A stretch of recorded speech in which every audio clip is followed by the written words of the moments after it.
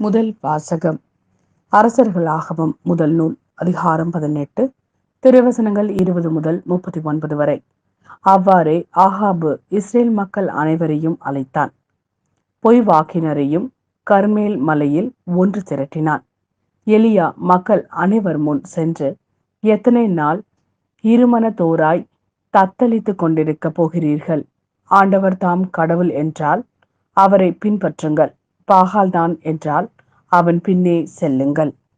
அப்பொழுது எலியா மக்களிடம், ஆண்டவரின் திருவாக்கினருள் நான் ஒருவன்தான் எஞ்சியிருக்கிறேன். பாகாலின் பொய் வாக்கினரோ 450 பேர் இருக்கின்றனர்.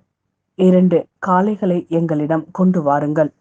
அவர்கள் ஒரு காளையை தேர்ந்தெடுத்து அதை துண்டு துண்டாக வெட்டி விறகின் மேல் வைக்கட்டும், ஆனால் நெருப்பு வைக்கலாகாது.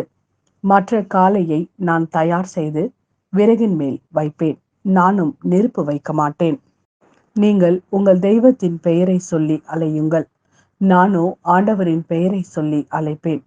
அதற்கு நெருப்பு மூலம் பதிலளிக்கும். கடவுளே உண்மை கடவுள் என்றார். மக்கள் அனைவரும் பதில் மொழியாக, நீர் சொல்வது சரியே என்றனர். பிறகு எலியா பாகாலின் பொய் வாக்கினரிடம், நீங்கள் அதிகம் பேராய் இருப்பதால் முதலில் நீங்கள் ஒரு காளையை தேர்ந்தெடுத்து தயார் செய்யுங்கள், ஆனால் நெருப்பு மூட்டாதீர்கள் என்றார். அவ்வாறே அவர்கள் தங்களுக்கு கொடுக்கப்பட்ட காளையை கொண்டு வந்து தயார் செய்த பின் காலை முதல் நட்பகல் வரை பாகாலின் பெயரை கூப்பிட்டு, பாகாலே பதில் தாரும் என்று கத்தினர். ஆனால் எக்குரலும் கேட்கவில்லை, எப்பதிலும் வரவில்லை. எனவே அவர்கள் தாங்கள் கட்டிய பலிபீடத்தை சுற்றி ஆடலாயினர். நட்பகலாயிற்று. எலியா அவர்களை கேலி செய்து, இன்னும் உரத்த குரலில் கத்துங்கள், அவன் ஒரு தெய்வம். ஒருவேளை அவன் ஆழ்ந்த சிந்தனையில் இருக்கலாம், அல்லது ஒதுக்குப்புறம் போயிருக்கலாம், அல்லது பயணம் செய்து கொண்டிருக்கலாம், அல்லது தூங்கிக் கொண்டிருக்கலாம். அவன் விழித்தெழ வேண்டியிருக்கும் என்றார்.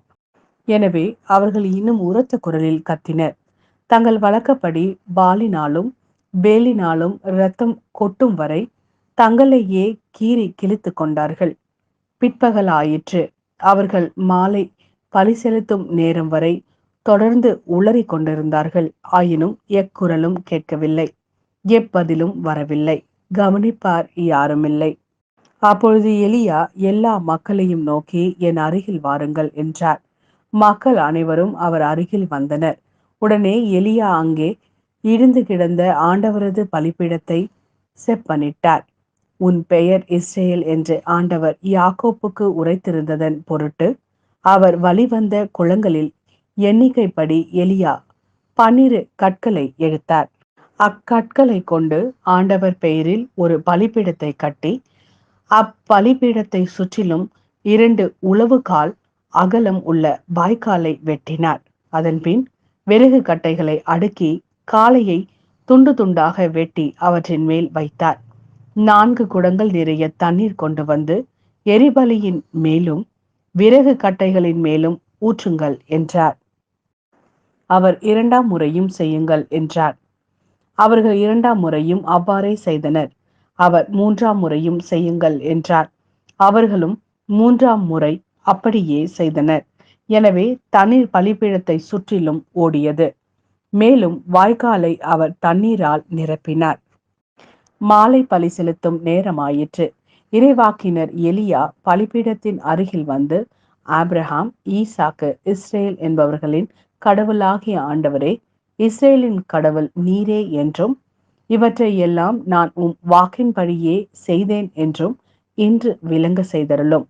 நீரே கடவுளாகிய ஆண்டவர் என்றும், நீரே இம்மக்களின் மனத்தை மீண்டும் மாற்றுவீர் என்றும் இம்மக்கள் அறியும்படி எனக்கு பதில் தாரும். ஆண்டவரே, எனக்கு பதில் தாரும் என்றார். உடனே ஆண்டவரின் நெருப்பு கீழே இறங்கி அந்த எரி பலியையும் விறகு கட்டைகளையும் கற்களையும் மணலையும் சுட்டரித்து வாய்க்கால் நீரையும் வற்ற செய்தது. இதை கண்டவுடன் மக்கள் அனைவரும் முகம் குப்புற விழுந்து, ஆண்டவரே கடவுள், ஆண்டவரே கடவுள் என்றனர். இது ஆண்டவரின் அருள்வாக்கு. இறைவா உமக்கு நன்றி. மத்தேயு எழுதிய நற்செய்தி அதிகாரம் 5 திருவசனங்கள் 17 முதல் 19 வரை. திருச்சட்டத்தையோ இறை வாக்குகளையோ நான் அழிக்க வந்தேன் என நீங்கள் எண்ண வேண்டாம். அவற்றை அழிப்பதற்கல்ல, நிறைவேற்றுவதற்கே வந்தேன். விண்ணும் மண்ணும் ஒளிந்து போகும் முன் திருச்சட்டம் யாவும் நிறைவேறும். அதன் ஒரு சிற்றெழுத்தோ ஒரு புள்ளியோ ஒளியாது என உங்களுக்கு உறுதியாக சொல்கிறேன்.